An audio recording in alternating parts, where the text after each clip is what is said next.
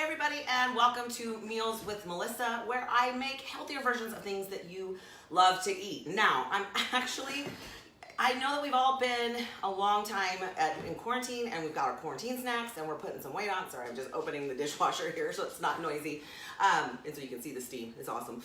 So I'm here to give you some healthier snack ideas. Now, I don't know about you, but I love carrot cake. It's just one of my, as a matter of fact, that is actually what we had for our wedding cake 23 years ago, was carrot cake. So I'm gonna make carrot cake bites. Now, these are gluten-free, but they are not sugar-free or necessarily low carb, and I'll show you why in just a second. We are using some natural sugars.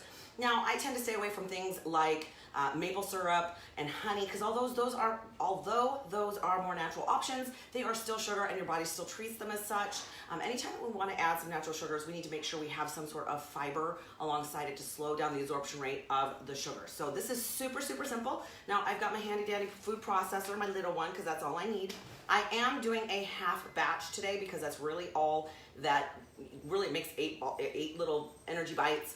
So super simple. I've got some sitting in the freezer so I can show you what they look like when we're done, but we're gonna throw this together. So half batch today, I'm going to take a 1/4 cup, let me make sure I got that right, 1/2 cup of chopped carrots. Now, I didn't really cheat, but I just decided to use an easier version of it. It's shredded carrot. So I just got the bagged shredded carrot from the grocery store. I'm gonna throw that in my food processor. And I'm gonna make it, finally mince it for the most part. Chunky's okay, like especially if you like some texture in your snacks, it works. So I'm going to go ahead and food process. It's a little noisy, so just keep that in mind. I love this thing. I bought this about 5 years ago. It's a KitchenAid option. And it's only like 3 cups, but it's perfect for most of the things that I do. I do have a big one, but it's so much more complicated. I tend to stick with easy. As you notice, I don't do complicated. All right, so with that, I'm actually gonna empty it into a different bowl for just a minute, and that way I can mince some of the dry goods or the dry ingredients I wanna put in there.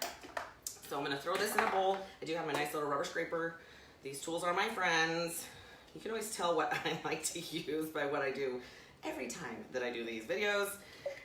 By the way, if you love these videos, please hop onto YouTube, go to my channel and subscribe. I do these almost every week. I know I didn't do one last weekend because I was in Idaho working on rehabbing a house. So it was fun and I was exhausted. And then I did something silly earlier in the week and sneezed and threw out my neck, which has been fantastic. Yes, even the healthy people who are fit do some things that we go, what the heck just happened?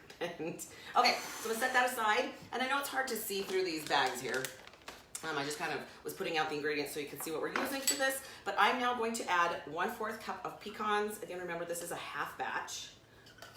Okay, and I'm also going to add 1/4 cup of unsweetened coconut flakes to that. Put my little thing right there. And I'm gonna go ahead and process that for a second. And then I'm just gonna start adding things to this. And that will actually complete the product. Like, it's super, super simple. And although there's several ingredients in it, it really isn't that difficult. Takes all of 5 minutes to put together. All right, so a little noise in here. Give that a minute. Perfect. Okay, to that I'm gonna add a 1/2 cup of rolled oats. I don't prefer to use instant because they break down into sugars too fast in your system. And we always have a giant bag of rolled oats in my house somewhere because that is one of the cleaner carbs that we use when we're eating. So, mix that up a little bit. Okay, now for one of my favorite ingredients, because I love nut butter. Now today I'm actually going to be using cashew butter, but you can use any nut butter. Any nut butter works. I just kind of like to mix it up once in a while. We use a lot of almond butter, a lot of, have you noticed that Adam's all natural peanut butter is just out on all the shelves of every store? I don't know what's going on right now. Assuming it has something to do with the current pandemic and crisis going on, makes it really interesting. But fortunately we have other brands and other options. So this is just the store brand of cashew butter. And it's actually 1/8 of a cup, which most people don't know what that means. It's actually 2 tablespoons. So super simple. I'm just gonna add 2 tablespoons of cashew butter to my mix. I'm actually gonna add the rest of the ingredients before I pulse it again, just to make it fast. And I've got my rubber scraper because we are gonna scrape down the sides. Sometimes when the ingredients stick to the sides and they don't get thoroughly mixed. And we want everything thoroughly incorporated. Yeah, if it looks like I'm sweating, it's because the steam from my dishwasher right now is just in my face. Okay, so that goes in there. Okay, so to that, now this is probably not something that you're going to have on hand, so keep in mind, I'm gonna lick my finger, by the way. Love cashew butter. That might be something that you have to run to the store for and might have to look for. These are dates, so you can look for medjool dates.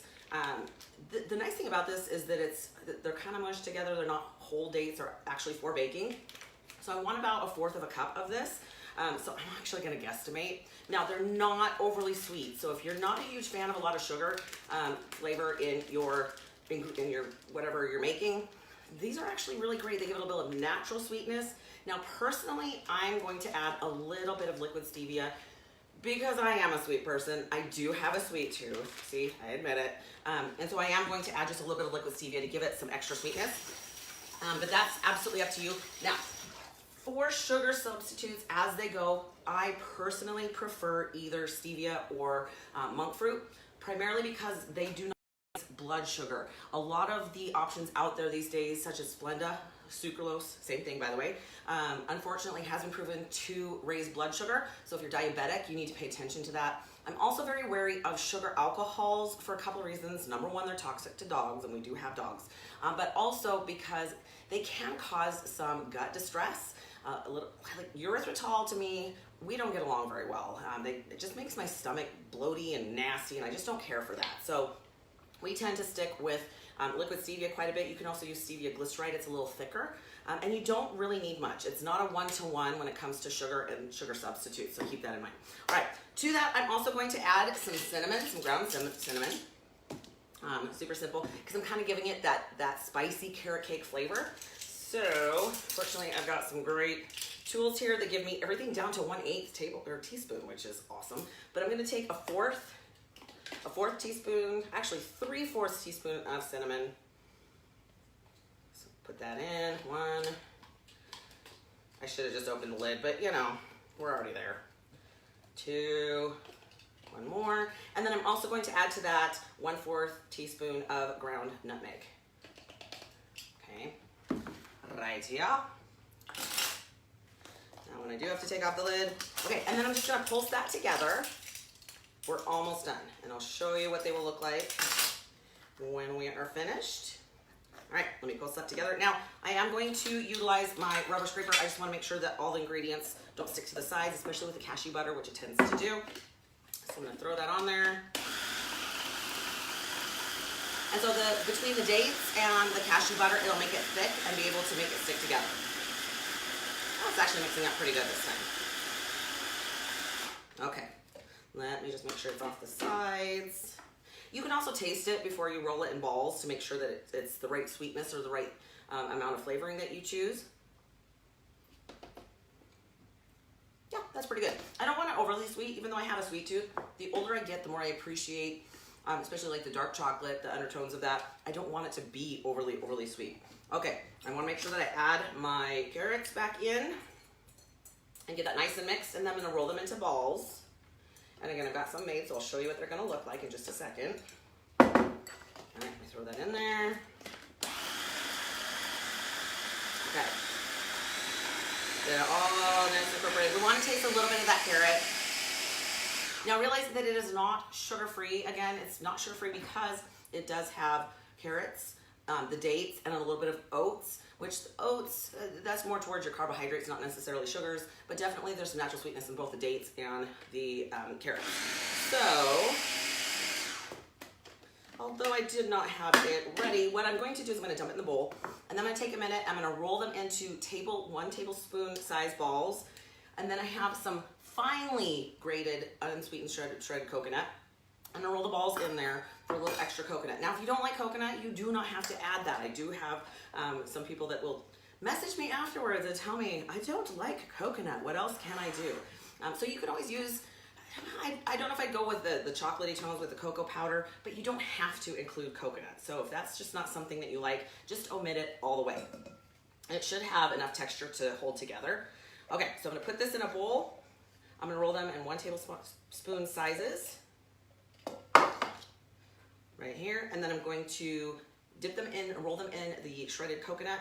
Now, I put them on a piece of wax paper, parchment, doesn't really matter which one you use. And then I threw mine in the freezer just to kind of solidify them a little bit. Cool thing is you can actually keep them in an airtight container for up to 2 weeks, and then just throw some in your lunch and take them with you, or grab them when you're really struggling to stay out of the snacky snacks.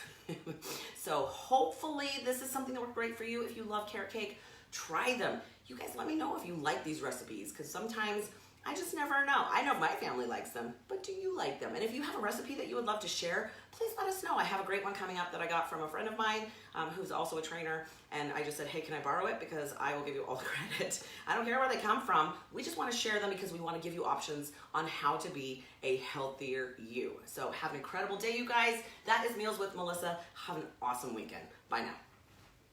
Well, before I do that, let me show you what they look like.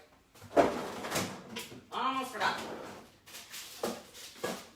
Normally I just have them out and waiting, but so they're just cute little balls, ready to go with all that little shredded coconut. Just super easy. And again, keep them in the fridge, keep them in the freezer. Either way, I like them a little more solid. So this way you just nibble on it. It's super great. Now we can go. Have a good day, you guys.